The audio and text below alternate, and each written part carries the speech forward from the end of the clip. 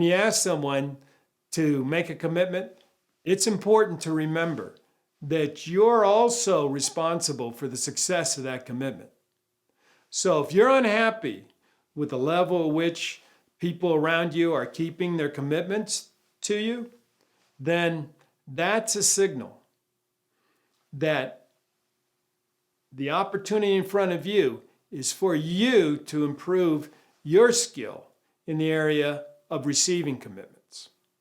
And I assure you, if you get really strong at receiving commitments, the people around you will get much better at making smart commitments that forward what you're up to, and they'll get much better at keeping those commitments.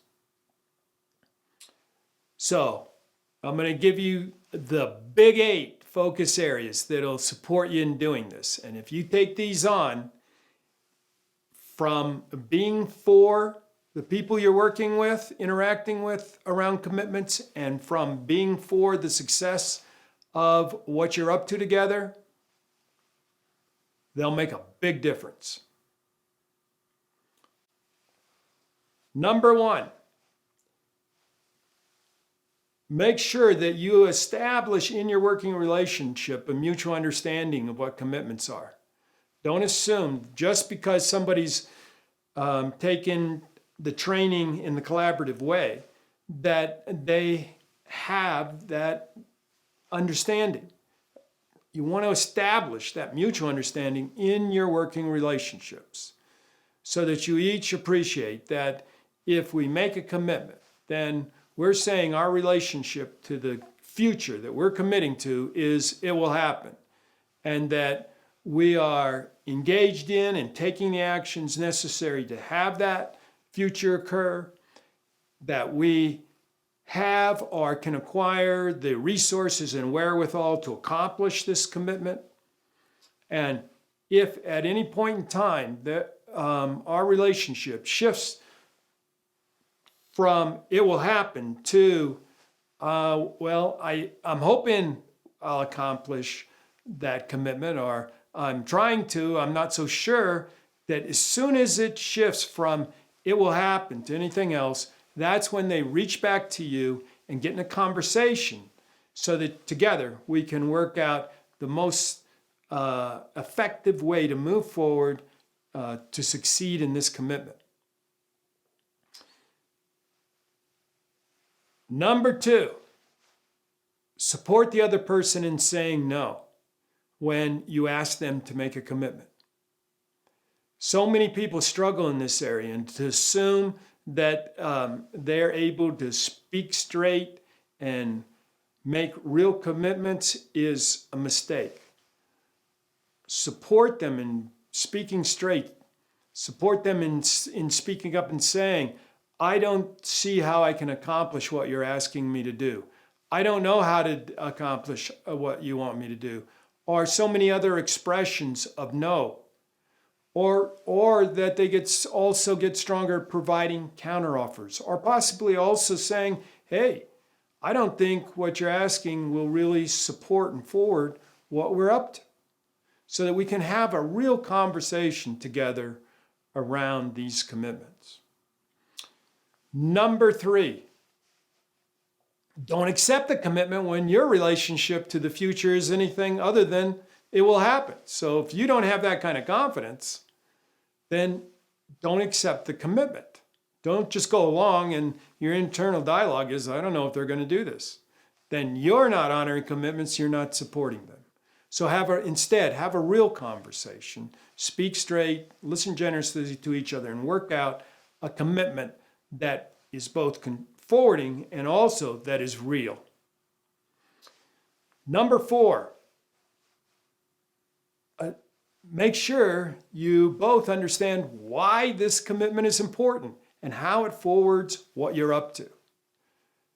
And I encourage you to keeping that alive in your conversation with each other throughout the whole time you're fulfilling on this commitment. Number 5, get a buy-win. Don't step away from one of these interactions without a buy-win. Number 6, reconfirm your understanding of the commitment before you leave this interaction when you're asking someone to make a commitment.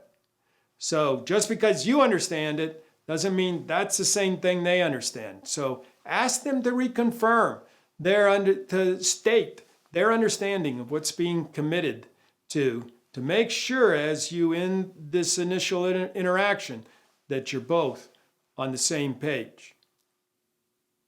Number 7, check in. Make sure you've written down or recorded in some way the commitment that they've made, and that it'll show up to you. It'll trigger you at different times at appropriate moments to check in and see what the status is of the commitment. Just don't forget about the commitment once you've asked for it.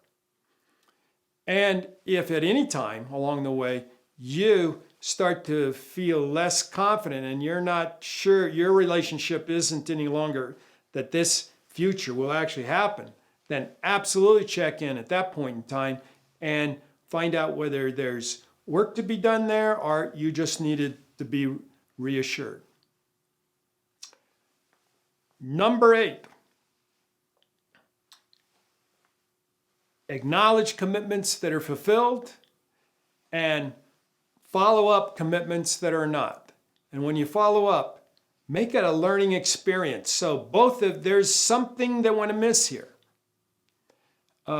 So what can you learn from it and what can they learn from it so that the two of you can be far more successful in the future in fulfilling on commitments, that the ones that are made between you actually happen.